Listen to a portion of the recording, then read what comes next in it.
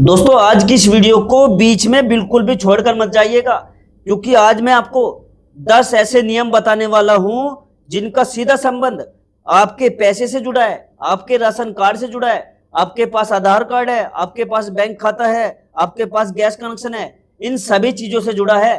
तो ध्यान से वीडियो को देखिएगा। ठीक, अक्सर क्या होता है दोस्तों कि सरकार की तरफ से कोई नया नियम आता है, कोई नई प्रक्रिया शुरू होती है, कोई दस्तावेज अपडेट करवाना जरूरी हो जाता है। गांव देहात में रहने वाले लोगों को समय तक जानकारी नहीं पहुंच पाती। बाद में जब राशन बंद हो जाता है, किस्त रुक जाती है, गैस सब्सिडी नहीं मिलती, बैंक खाता बंद हो जाता है, आधार कार्ड में दिक्कत हो जाती है, तब लोगों को पता चलता है कि ये नियम तो मुझे पता ही नहीं थे। इसलिए आज की इस वीडियो में मैं आपको एक एक नियम समझाऊंगा। और ऐसा नहीं है कि मैं आपको सिर्फ खबर बताऊंगा, बल्कि हर अपडेट का मतलब क्या है, किसको फायदा होगा, किसको नुकसान होगा और आपको क्या करना होगा, सारी चीजें बताऊंगा। तो चलो दोस्तों बिना टाइम वेस्ट किए शुरू करते हैं। और दोस्तों मैं आपसे एक छोटी सी रिक्वेस्ट करना चाहता हूं, अगर दोस्तों आपने इस वीडियो को अभी तक लाइक नहीं किया है तो लाइक कर दीजिए। और कौन से स्टेट से, कौन से राज्य से आप मेरी वीडियो देखते हो, उस शहर का नाम, उस राज्य का नाम कमेंट में जो लिख देना। दोस्तों मुझे जब आप वीडियो लाइक करते हो तभी मोटिवेशन मिलता है, ठीक है? तो लाइक जरूर कर देना और कमेंट कर देना। तो चलो अब स्टार्ट करते हैं। दोस्तों जो सबसे पहली बड़ी खबर है वो प्रधानमंत्री आवास योजना से जुड़ी हुई है। आज भी दोस्तों हमारे देश में लाखों परिवार ऐसे हैं जिनके पास रहने के लिए पक्का मकान नहीं है। बरसात आती है तो छत टपकती है, गर्मी आती है तो घर के अंदर रहना मुश्किल हो जाता है, और सर्दियों में भी परेशानी अलग होती है। ऐसे परिवार की मदद के लिए सरकार प्रधानमंत्री आवास योजना चला रही है। अगर आपने पहले आवेदन किया था तो आपको अपनी स्थिति जरूर चेक करनी चाहिए। कई बार लोगों का नाम लिस्ट में आ जाता है, लेकिन जानकारी ना होने के कारण वे आगे की प्रक्रिया पूरी ही नहीं कर पाते। वहीं कई लोगों का आवेदन अधूरा रह जाता है। दोस्तों याद रखिए, अगर कोई व्यक्ति पात्र है और उसके पास रहने के लिए पक्का घर नहीं है तो उसे योजना की जानकारी जरूर लेनी चाहिए। अब अपने ग्राम पंचायत जाओ, ब्लॉक में जाओ, नगर कार्यालय में जाओ, वहां से आप जानकारी ले सकते हो। उन चीजों की आपको लाभ मिल सकता है। एक चीज को और ध्यान रखिए, बहुत से लोग किसी दलाल के चक्कर में पड़ जाते हैं। कोई कहता है कि 10,000 दो, कोई कहता है 20,000 दो, आपका नाम लिस्ट में आ जाएगा। तो इन चीजों से दोस्तों सावधान रहिएगा। सरकारी योजना का लाभ पाने के लिए हमेशा सरकारी ऑफिस में जानकारी लीजिए, ठीक है? किसी वैसे दलाल के चक्कर में मत पड़िएगा। अब दोस्तों हम बात करते हैं दूसरे बड़े अपडेट की, जो आधार कार्ड से जुड़ी है। दोस्तों आज जो आधार कार्ड है वो लगभग हर सरकारी काम में काम आता है। चाहे राशन लेना हो, बैंक खाता खोलना हो, गैस सब्सिडी लेनी हो, स्कॉलरशिप लेनी हो, पेंशन लेनी हो, किसी भी योजना का लाभ लेना हो, आपको आधार कार्ड चाहिए ही चाहिए। लेकिन परेशानी तब आती है जब आधार कार्ड में नाम गलत हो जाता है, जन्म तिथि गलत होती है, पता पुराना होता है, या मोबाइल नंबर भी बंद हो चुका होता है। जरा सोचो, अगर आपके आधार में मोबाइल नंबर ही नहीं जुड़ा है और बैंक से कोई ओटीपी आता है तो आप क्या करोगे? अगर आपका नाम आधार में राम कुमार है और बैंक खाते में राम प्लस कुमार लिखा है तो कई बार आपका पेमेंट अटक सकता है। इसलिए दोस्तों समय समय पर अपने आधार कार्ड की जानकारी जांचते रहिए। अगर कोई गलती है तो उससे ठीक करवा लीजिए। बहुत सारे बुजुर्ग लोग ये सोचकर बैठ जाते हैं कि आधार बन गया, अब जिंदगी भर कुछ करने की जरूरत नहीं है, आधार में कुछ नहीं करना है। लेकिन ऐसा नहीं है। अगर जानकारी पुरानी हो गई है, बहुत समय हो गया अपडेट करवाए, तो उसे ध्यान से जानकारी जांच लीजिए। कहीं नंबर तो नहीं बदल दिया आपने, कहीं नाम तो आपका चेंज नहीं हो गया इसमें, ठीक है? तो ध्यान से अपनी जानकारी पूरी रखिए। अब जो तीसरी बड़ी अपडेट है वो है राशन कार्ड वालों के लिए। दोस्तों राशन कार्ड गरीब और जरूरतमंद परिवारों के लिए बहुत बड़ा सहारा है।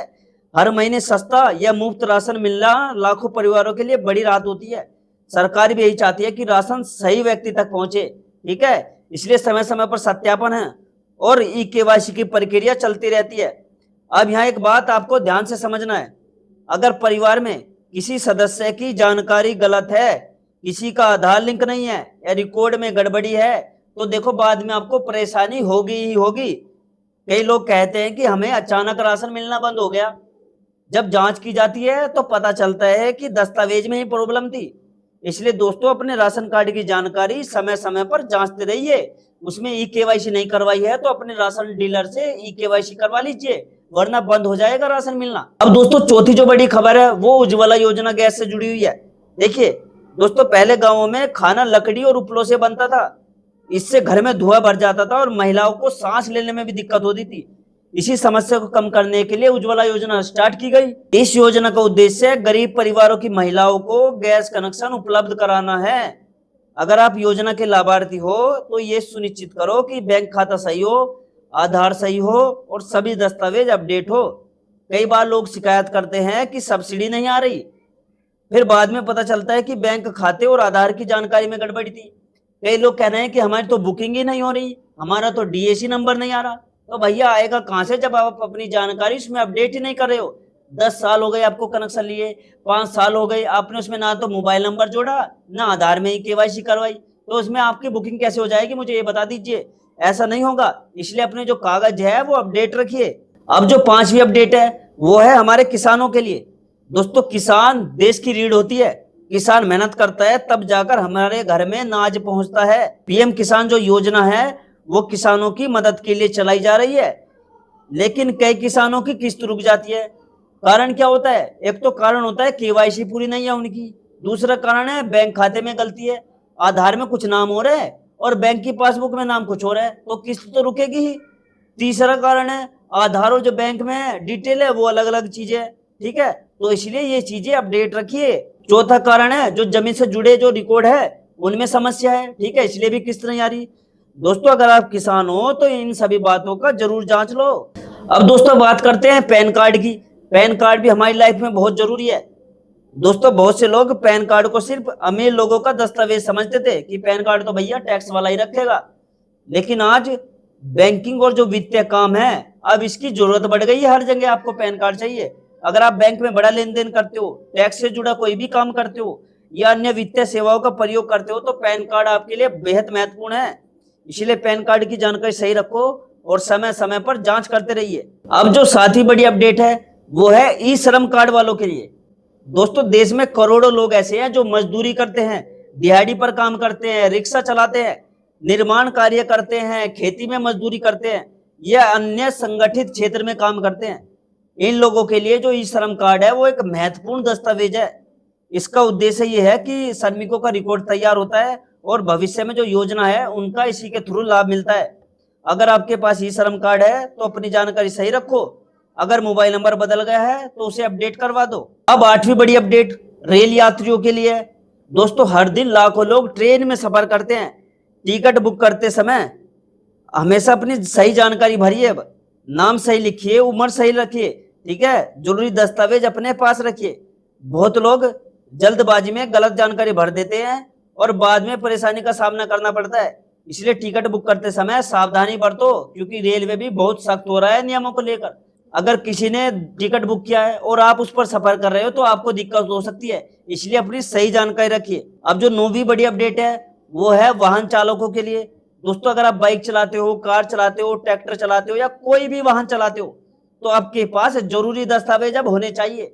सबसे पहले तो ड्राइविंग लाइसेंस आपके पास होना चाहिए। अगर आप रोड पर गाड़ी चला रहे हो, अब आरसी चाहिए, बीमा चाहिए, प्रदूषण प्रमाण पत्र चाहिए, ठीक है, अब ये चीजें चाहिए ही चाहिए। अगर आप भैया हाईवे पर चढ़ गए हो, अगर इन दस्तावेजों की वैधता खत्म हो जाए तो उसे समय रहते नवीनीकरण करा लो, अपडेट करा लो। सड़क पर वाहन चलाते समय नियमों का पालन करो, हेलमेट पहनो, सीट बेल्ट लगाओ और नशे में तो वाहन बिल्कुल भी मत चलाओ। यातायात नियमों का पालन करोगे तो आप अपनी और दूसरों की जान बचा सकते हो। अब दोस्तों, 10वीं और जो आखिरी बड़ी अपडेट है वो महिलाओं के लिए है। दोस्तों, आज महिलाएं हर क्षेत्र में आगे बढ़ रही है।